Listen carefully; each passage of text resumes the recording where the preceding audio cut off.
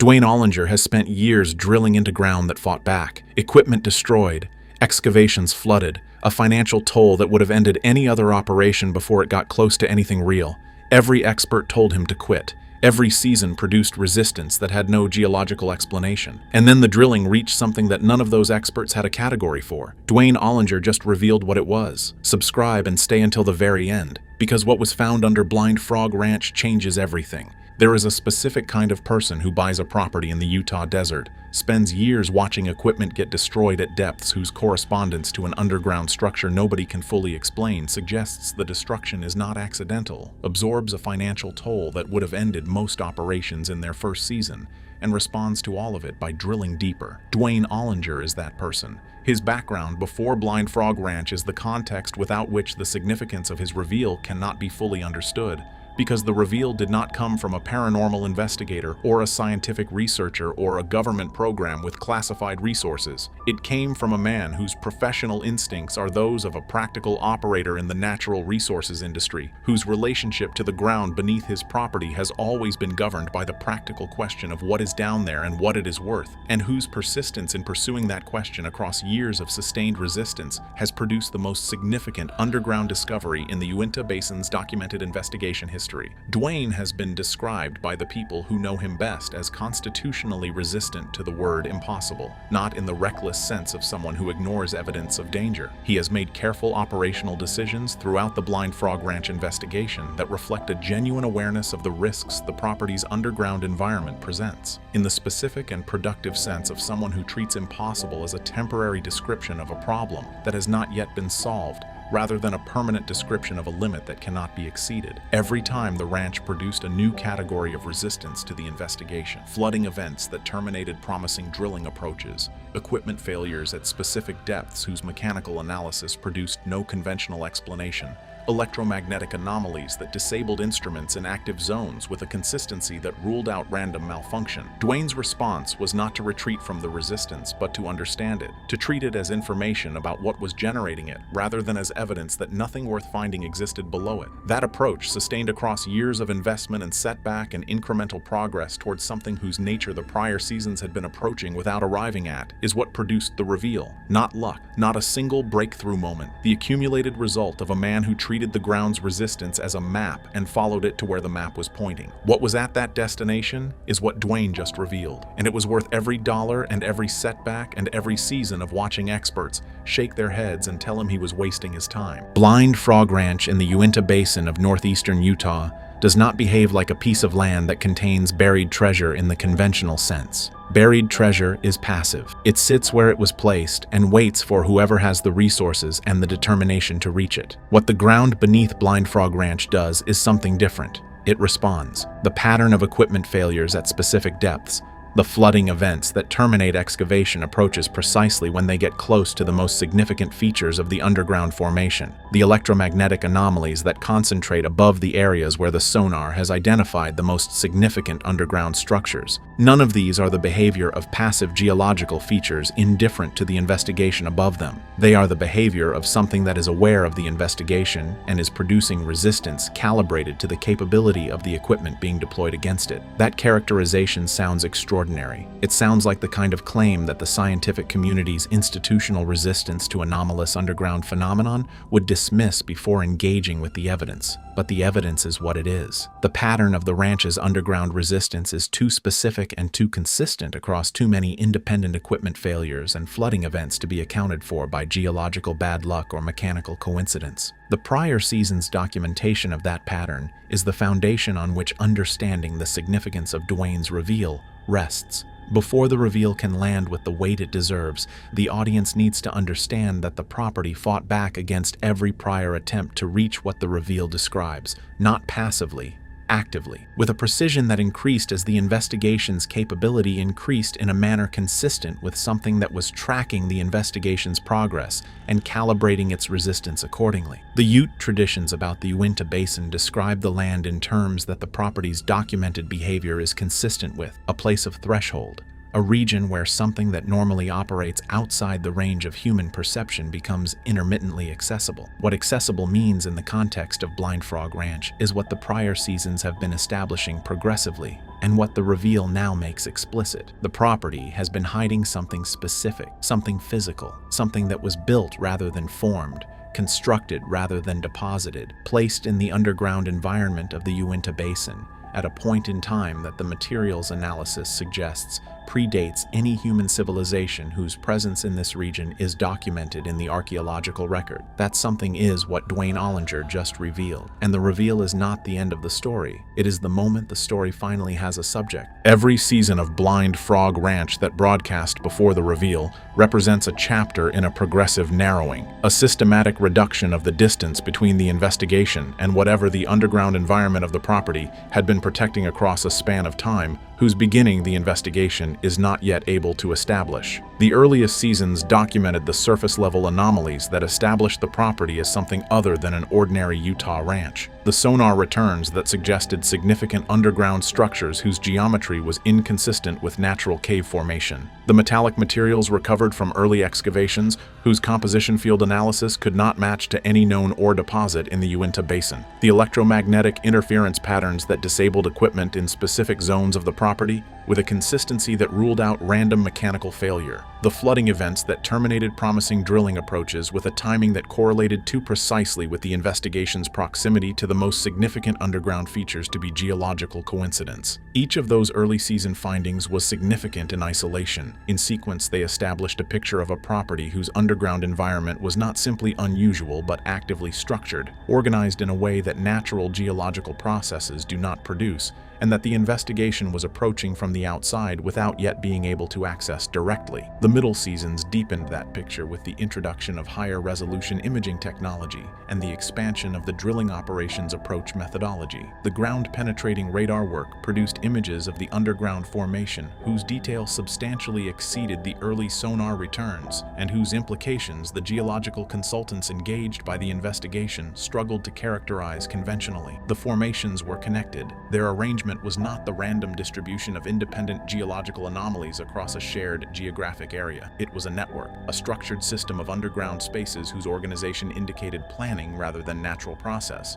and whose distribution beneath the property corresponded to the surface zones of concentrated electromagnetic activity in a manner that suggested the underground structures and the surface anomalies were components of a single system rather than independent features of the same landscape. The recent seasons pushed the drilling toward the most significant feature the imaging had identified, the primary underground void whose dimensions and whose geometric characteristics the prior imaging had established as the center of whatever system the investigation was approaching. And then the drilling reached it, and Duane Ollinger revealed what was inside it. The drilling approach that reached the underground feature Duane revealed was not the first attempt. It was the successful iteration of a methodology that had been refined across multiple prior attempts whose failures had produced information that shaped every subsequent approach. The earlier drilling attempts had followed the most direct routes, vertical descents toward the underground void coordinates the sonar had established. Pursued with the most powerful equipment the operation could deploy in the field conditions the property's terrain produced. Every one of those direct approaches encountered the resistance pattern the prior seasons had documented, equipment failures at specific depths, flooding events that filled the bore before the bit reached the target depth, electromagnetic interference that disabled the drilling operations instrumentation in the approach zones without any mechanical explanation for the disabling. What changed in the successful approach was the methodology rather than the technology. The geological consultant whose assessment of the prior failure data produced the revised methodology had identified a pattern in the resistance events that the prior analysis had treated as isolated mechanical and geological phenomena, rather than as a coherent response pattern with an identifiable logic. The resistance events were not distributed randomly across the drilling operations approaches. They were concentrated at specific depth thresholds whose correspondence to the boundaries of the underground void network the imaging had mapped was too precise to be coincidental. The resistance was boundary-specific. Whatever was generating it was responding to the drilling operations approach to specific points in the underground formation's architecture rather than to the drilling itself. The revised methodology used that pattern as a guide rather than treating it as an obstacle. Instead of approaching the primary void directly from above, the approach that had triggered the strongest resistance responses in every prior attempt, The new methodology targeted a lateral entry point on the western boundary of the formation, where the imaging suggested the void network's boundary was less defined and where the prior resistance events had been comparatively less severe. The lateral approach worked in a way that the direct approaches had never managed. The drilling advanced past the depths at which prior attempts had been terminated. The equipment kept functioning. The bore stayed dry, and when the bit finally broke through into the open space on the other side of the formation boundary, what the operations instruments detected in that space is what produced the call that preceded Duane Ollinger's public reveal. What the Blind Frog Ranch drilling operation reached when the lateral approach broke through the formation boundary is what Duane Ollinger just revealed. And the reveal is being made in this video in the same sequence and with the same deliberate pacing that it deserves. Because what was found in that underground space is the kind of discovery that loses its full weight when it is delivered without the context that makes the weight comprehensible. The instruments detected it before the camera equipment was lowered into the bore to document it visually. The electromagnetic readings at the breakthrough depth spiked in a pattern that the operations technical team recognized immediately as different from the interference readings that had characterized the approach phase. Not the disruptive, equipment-disabling spike of the resistance events, but a stable, structured elevation whose characteristics were consistent with a localized electromagnetic source rather than an environmental field distortion. Something in the space on the other side of the formation boundary was generating a stable electromagnetic output. The thermal sensors deployed into the bore following the breakthrough registered a temperature differential between the space the instruments had entered and the surrounding geological formation that was inconsistent with natural subterranean temperature gradients at that depth. The space was warmer than it should have been. Not dramatically, the differential was measurable rather than immediately striking, but measurable in a way that had no geological explanation for that depth in that formation in that part of the Uinta Basin.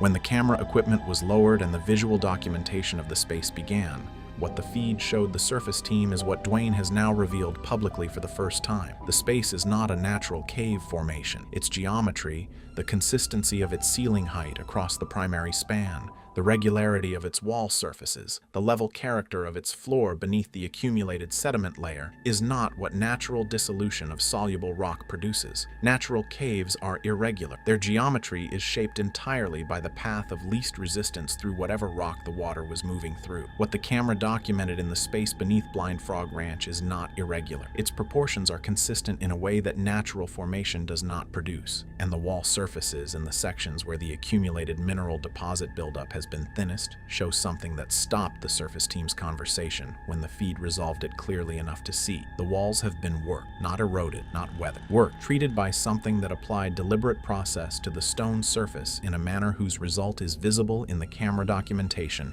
and whose conventional geological explanation does not exist. The physical materials documented inside the Blind Frog Ranch underground chamber during the initial camera survey of the space are the element of Duane's reveal that has produced the most immediate scientific interest from the researchers who have been briefed on the discovery. Because the materials are the component of the finding that submits most directly to the laboratory analysis, whose results constitute the hardest evidence in the investigation's record. The chamber floor, beneath the sediment layer whose depth and composition the investigation's geological team assessed as indicating an accumulation period of significant duration, contained objects whose presence in that space has no conventional geological explanation. Metallic pieces of a composition that the field analysis conducted during the initial documentation session could not match to any ore body in the regional geological record. Consistent with the anomalous fragments recovered in earlier surface-level excavations on the property, but substantially larger and in significantly better condition than anything the prior season's fieldwork had produced. The preservation condition of the metallic objects is itself significant. Material left in an underground environment for an extended period accumulates the chemical signatures of that environment in ways that the laboratory analysis can use to estimate the duration of the deposition. The preliminary field assessment of the object's surface chemistry suggested a deposition duration that the geological team was not immediately willing to characterize in specific terms. Not because the chemistry was ambiguous, but because the duration it suggested was inconsistent with any framework that treats the human habitation history of the Uinta Basin as the investigation's prior research had established it. The markings documented on the chamber walls are the most immediately striking element of the visual record and the element that Duane has discussed with the most evident weight in the reveal communications that have followed the initial discovery documentation. They are not random. The distribution of the markings across the treated wall surface follows a pattern whose internal organization the investigation's researchers have been examining without yet being able to characterize as anything other than deliberate. They are not the product of natural mineral crystallization or erosion patterning. They were placed there by something that had a reason for placing them in the specific arrangement in which they appear. What that reason was, what the markings mean, what system of communication or documentation or designation they represent, and what the entity or intelligence that placed them was communicating through their placement, is the question that the discovery opens without yet being able to answer. It is the question that makes Duane Ollinger's reveal not the conclusion of the Blind Frog Ranch investigation, but the beginning of its most significant phase. The discovery at Blind Frog Ranch has been presented to a selected group of researchers whose professional backgrounds in relevant disciplines gave them the analytical framework to engage with the specific categories of evidence the investigation had produced. The selection process was deliberate. Duane and the investigation team were aware from the prior research history of how institutional resistance to anomalous findings operates in the academic community, and designed the external review process to minimize the opportunities for that resistance to prevent genuine engagement with the evidence on its merits. The geological assessment of the chamber's physical characteristics produced the most immediately significant external finding. The geologist engaged to assess the camera documentation and the instrument data from the breakthrough session confirmed that the chamber's geometric properties, the ceiling height consistency,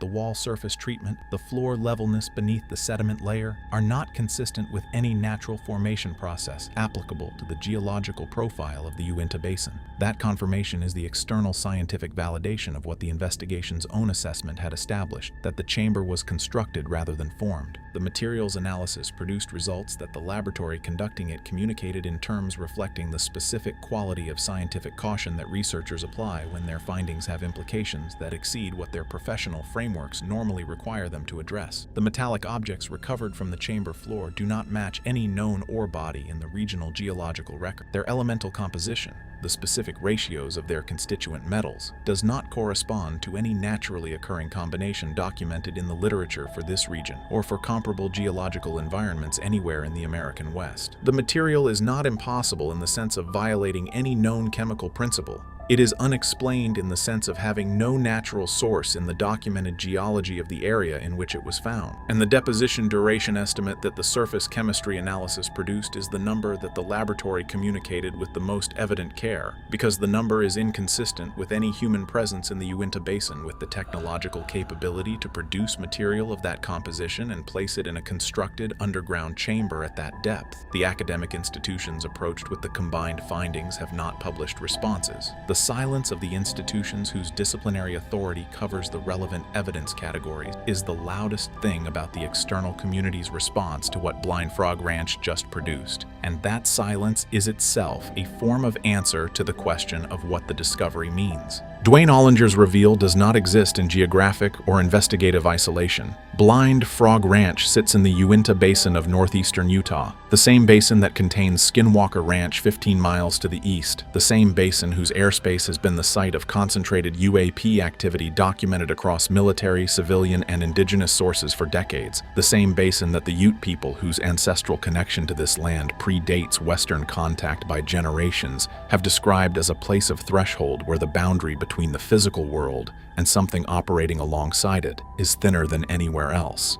The discovery of a constructed underground chamber beneath Blind Frog Ranch, with its worked wall surfaces, its anomalous metallic objects, its deliberate markings, and its electromagnetic output, whose source the instruments detected before the camera equipment confirmed the chamber's existence, is not a property-specific event. It is a basin-wide event that happened to be accessed by one specific investigation's drilling operation at one specific point in the Uinta Basin's documented history of anomalous phenomenon. The correspondence between what the Blind Frog Ranch discovery established about the underground environment of the basin and what the Skinwalker Ranch investigation has been mapping with sonar and ground-penetrating radar beneath the mesa on the adjacent property is too specific across too many independent evidence categories to be coincidental. Both properties sit above underground formations whose geometry is inconsistent with natural cave development. Both properties produce surface phenomenon, electromagnetic anomalies, aerial objects, physical effects on human observers,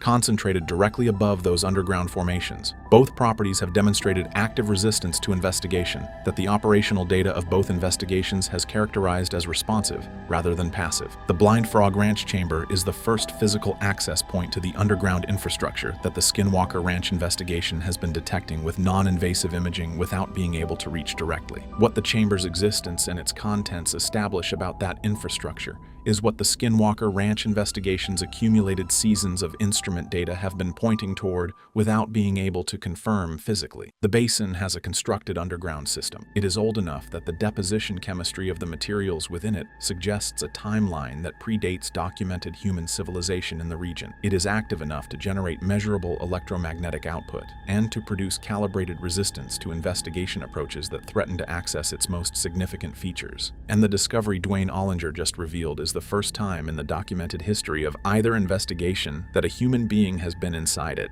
Duane Ollinger came looking for gold. What he found is a constructed chamber of unknown age, unknown origin, and unknown purpose, whose walls carry markings nobody can read, and whose floor holds materials nobody can source. The aerial phenomenon, the electromagnetic anomalies, the years of resistance, all of it was pointing here. The chamber is not the end of the investigation. It is the first moment the investigation has something to investigate. The question is no longer what is under Blind Frog Ranch. The question now is what built it.